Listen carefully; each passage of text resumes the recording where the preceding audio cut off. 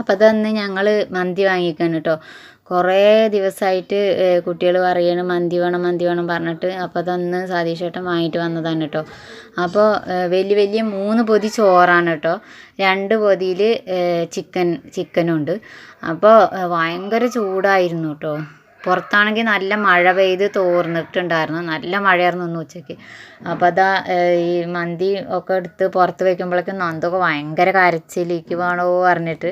ആ കരച്ചിൽ തന്നെ ഉള്ളൂ കേട്ടോ. അധികമൊന്നും കഴിക്കുകയൊന്നും ചെയ്യില്ല. അപ്പോൾ എനിക്കിത് ബിരിയാണിയിൽ അത്രയും ഇഷ്ടമല്ല. പക്ഷേ എന്നാലും കഴിക്കുകയൊക്കെ ചെയ്യും. ബിരിയാണിയാണ് എനിക്ക് ഏറ്റവും കൂടുതൽ ഇഷ്ടം.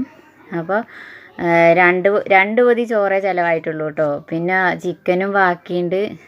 1 പൊതി ചോറും അങ്ങനെ ബാക്കിയുണ്ട് കേട്ടോ. അപ്പോൾ രാവിലെ കുട്ടികൾക്ക് ചൂടാക്കി കൊടുക്കാമെന്ന് വിചാരിച്ചു. എൻ്റെ പ്ലേറ്റിൽ ഇതാ കുറേ എല്ലും കഷ്ണമൊക്കെ ഉണ്ട്. അത് നന്ദുവിനും പൊന്നൂനും ഉണ്ണിക്കൊക്കെ മതിയെന്നും പറഞ്ഞിട്ട് അങ്ങനെ ചിക്കൻ എൻ്റെ അടുത്ത് കൊടുന്നു തന്നു കേട്ടോ. ആ എല്ലും കഷ്ണമാണ് എൻ്റെ പ്ലേറ്റിൽ കാണുന്നത്. അപ്പോൾ ഞാനിങ്ങനെ പൊന്നൂനോട് ഓരോന്ന് പറയായിരുന്നു.